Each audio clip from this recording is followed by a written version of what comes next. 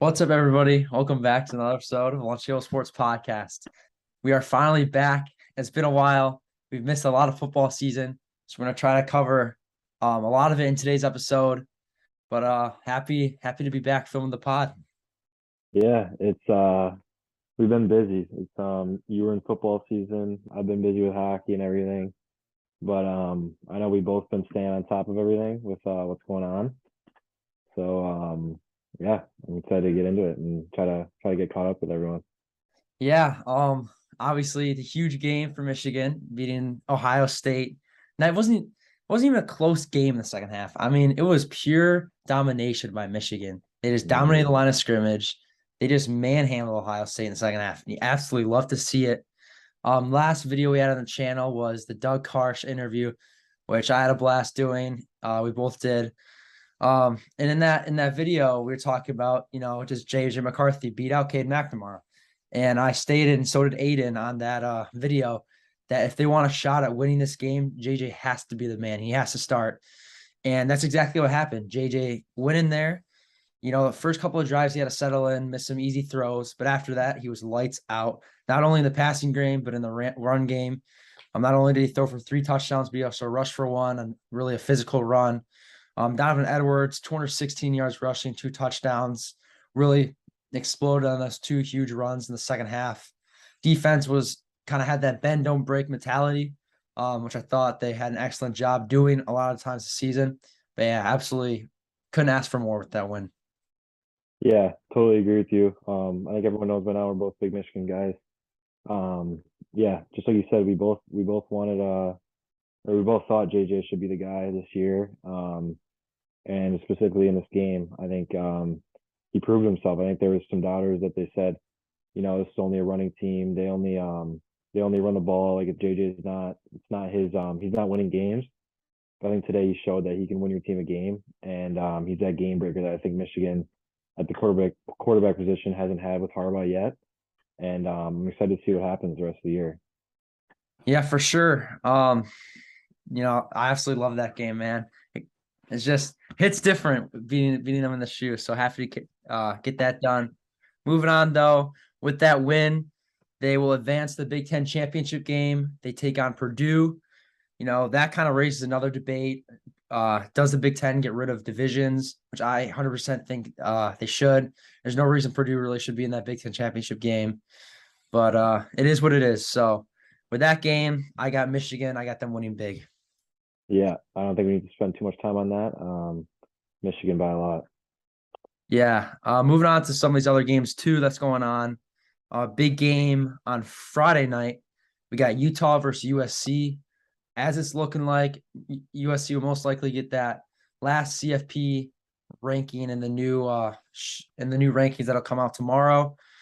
But if they want to stay in it, they have to beat Utah. I think Caleb Williams does win this game for USC.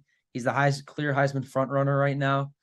Um, Utah beat USC earlier in the season, so I think USC is going to come with a revenge, kind of chip on their shoulder, and I do think USC wins in a close game. Yeah, I totally agree with you. I think it's really hard to beat a team twice, especially a team like USC, who I think is really good. I think Caleb Williams is the best player in the country this year, best quarterback, best player in general. I think that USC offense is really really good, and I think they beat up on Utah a little bit in this game, a little revenge game. Yeah, for sure.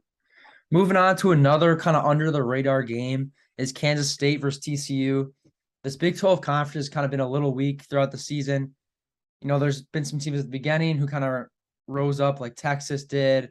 Kansas was good for a hot second. Really, TCU just dominated the conference. They're 12-0. They definitely deserve to be in the college football playoffs.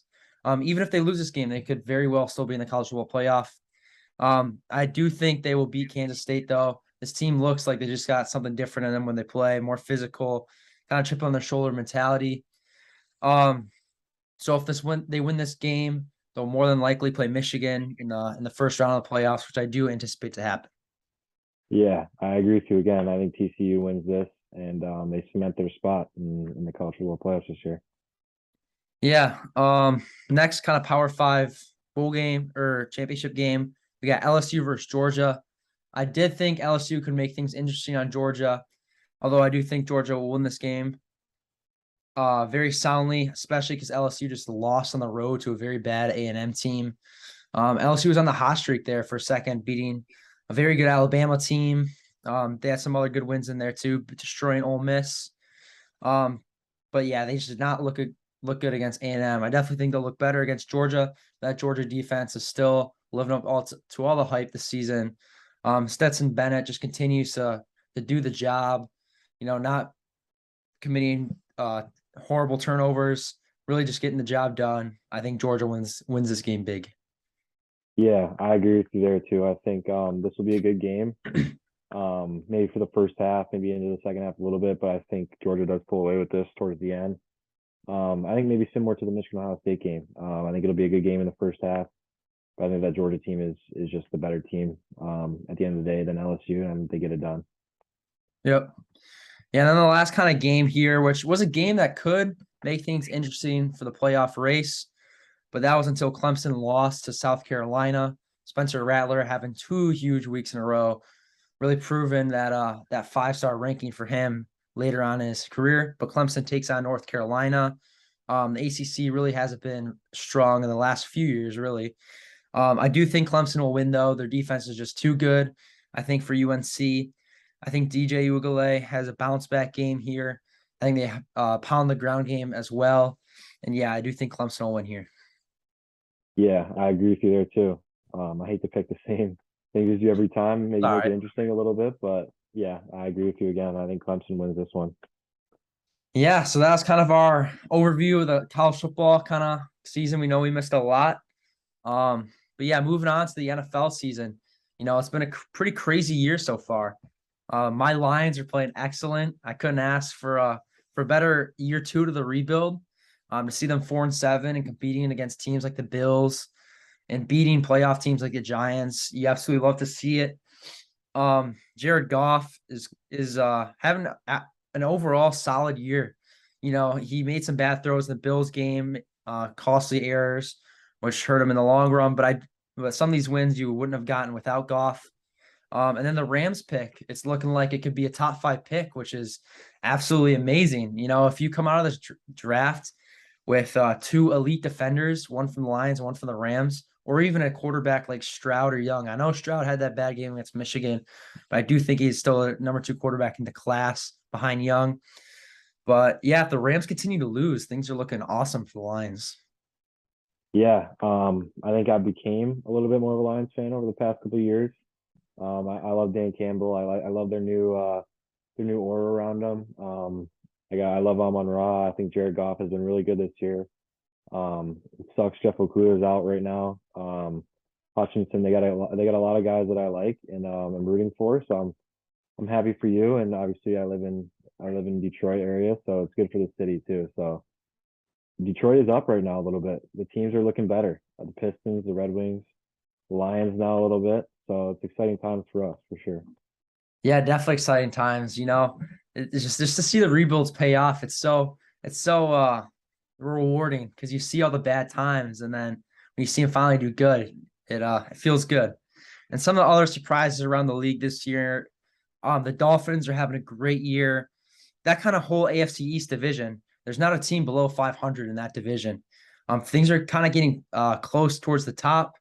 Miami, Buffalo are tied for the lead. Miami's offense is just kind of taking a huge step up, and that's I think because of Tua. They got the accurate acquisition of Tyreek Hill, which definitely helps them out. But Tua being able to step up and playing like that top 5 pick is absolutely huge for that offense. And the getting the ball to his receivers is kind of something he struggled with early on in his career, but just seeing that payoff now is huge for Miami. Yeah, totally agree with you. I got two on my fantasy team, so I'm always rooting for him every week. I do agree. I think Tyreek Hill has helped a lot. Obviously, one of the best shooters in the league, but I think a lot of credit needs to go to Mike McDaniel as well. I think he's done an amazing job with this offense. Really believing in Tua. I think last year, I think I kind of washed that year from my memory for Tua. I think he got hurt. He was dealing with injuries all year. The fan base turned on him. The coach didn't like him. It was a lot of things that went wrong for him.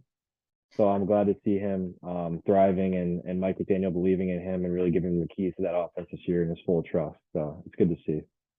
Yeah, for sure. Definitely making some things interesting in that AFC East division. Another team I kind of want to talk about here, another division kind of that has been pretty disappointing is the AFC West. I think we all kind of assumed that that division would be someone would give the Chiefs a run for their money, whether it was the Raiders, who I actually predicted to win the division, which completely has blown back in my face. The Denver Broncos, who have been absolutely abysmal this season. Um, just kind of what do you think is going wrong with the Raiders and the Broncos there? Yeah, it's weird. I mean, I agree with you. I think before the season, I thought this was gonna be the best division in football. Obviously Russell Wilson coming over to the Broncos, the Raiders getting Devontae Adams, the Chargers having another year with Justin Herbert and these guys. But it's kind of been a year of everything going wrong for these teams. I think the Broncos, just like you said, have been awful this year. I watched a little bit of that Carolina game yesterday, and it was brutal to watch. Just brutal. I mean, they can't get anything going. Russell Wilson looks awful. The Raiders, they had a good game. I think this team has their record shows worse than they played. They've had some close games. I think next year, I think they're kind of looking towards next year. Have another year with these guys, maybe add some pieces. Josh Jacobs has looked really good. Devontae Adams is obviously Devontae Adams. I think David Carr is a good quarterback. I'm not sure if he's really the guy that's going to go win you a Super Bowl type guy, but I think he's a good quarterback. And the Chargers, I don't know. I think I expected a lot more from them this year. I think Justin Herbert has been okay, not great, but okay. Eckler's been really good. They've had some injuries on offense, which I think has hurt them a little bit. Yeah, I don't know. It's been a weird year for this division for sure. Yeah, definitely. And the Chiefs just continue to prove like why they are one of the best teams in the league. Mahomes is proving why he is the best player in the NFL. They lose a guy like Tyreek Hill, and that offense doesn't even skip a beat. Kelsey has just been continuing to prove himself one of the best threats in the league. Juju is looking like he's having a career revival here in Kansas City. Poor kind of injury driven past few years in Pittsburgh. Now he's looking like that 2018 Juju all over again. Some guys are stepping up on the offense too, like Isaiah Pacheco, who was a late round pick out of Rutgers, has been looking better and better every week. So yeah, definitely a fun team to watch. Another kind of poor division here is the NFC South. The Tampa Bay's leading with a 5-6 record. Everything's kind of gone downhill for Brady in his life. Can't help but feel bad for him. Just to see him at 5-6, kind of a shock to me. I figured they'd be a lot better this year. Yeah, I agree with you there, but I also think that I would not be surprised at all to see Tom Brady in another Super Bowl this year. I think in the NFC it's a lot worse than the AFC. I think him playing a Daniel Jones or Jimmy Garoppolo or someone like that in the playoffs. And I think if you're a betting man, I wouldn't be surprised if Brady went back to another Super Bowl this year at all. I think they have a really good offense. They've kind of struggled a little bit this year, but I think the past couple of weeks they've been better. I know they're 5-6, but this is a bad division, so I don't think we have to worry about them missing the playoffs. But I agree with you though. I feel for Brady outside away from the game. He's never really had anything bad happen in his career. No, he's a really good person, good father, and he's been a good husband. I feel for him. He's an all-time guy, so class guy. And obviously the best football player of all time. So you got to feel for him a little bit, but I think he knew this was coming. He's getting older, everything. But just like I said before, I would not be surprised to see them in the Super Bowl this year at all. Yeah, that'd just be a pure Brady legacy right there. Just finding a way to win, no matter what, no matter the excuse, just finds a way. But that kind of wraps up what I had for the episode. Is there anything you wanna add in before we wrap it up? Maybe just one thing on the Lions. If you're the Lions here, draft night, Rams pick. We'll say it's fifth overall just for the sake of this. What are you doing? Who are you drafting? Are you trading up, staying, drafting a defensive player? What are you doing? Yeah, well, if I'm the Lions, I'm hoping and praying that one of those top 4 guys makes it to me. Bryce Young, CJ Stroud, Jalen Carter from Georgia, and Will Anderson. Those 4 are all generational type talent.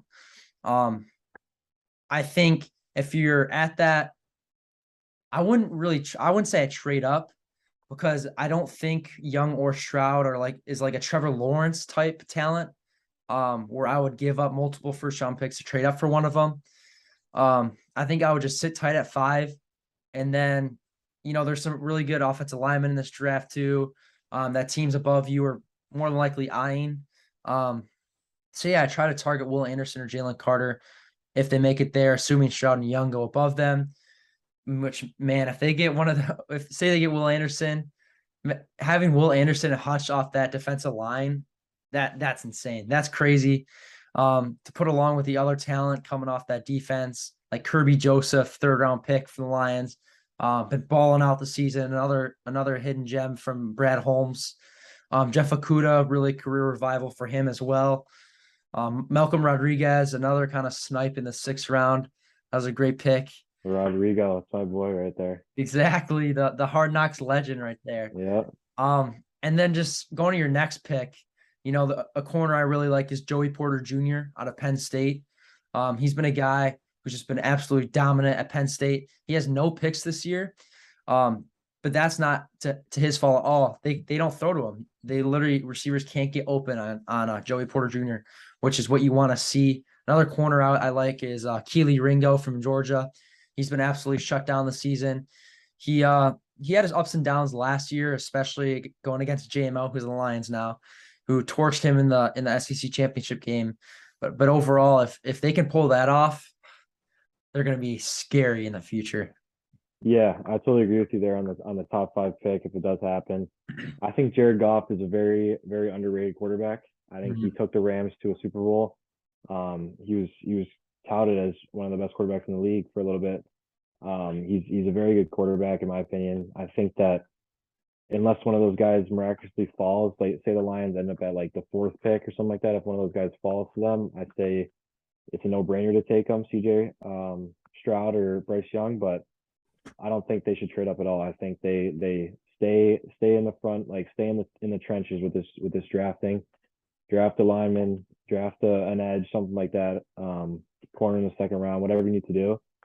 But I agree with you. I don't think they should trade any picks to trade up for one of those guys. Yeah, for sure. And going back on Goff, you just got to build a team around Goff. On that Super Bowl team with LA, that defense was dominant. They were the #1 defense in the NFL that year. And I think the Lions, with all these young guys and all these picks, you just got to keep drafting defense. It'll pay off eventually. They've been looking better and better each year. Some people are saying, "Oh, they dropped off again on Thanksgiving." You can't fault them that at that at all. Bills are one of the best teams in football this year, and they play competitive against them. So you can't ask for more, in my opinion. But yeah, just building an elite team around Goff. Goff's not the issue. I've been saying that, but another opportunity in the draft just to add more young talent, that'd be great. Yeah, 100%. Yeah, that kind of wraps up our episode. Happy to be back. Feels great. We'll be trying to punch out a few more episodes. Probably not as much as in the summer where we have as much free time, but around 1, maybe 2 episodes a week is what we're going to try to aim for, as long as the time fits it. But yeah, happy to be back. Yep. Oh yeah. See you in the next episode.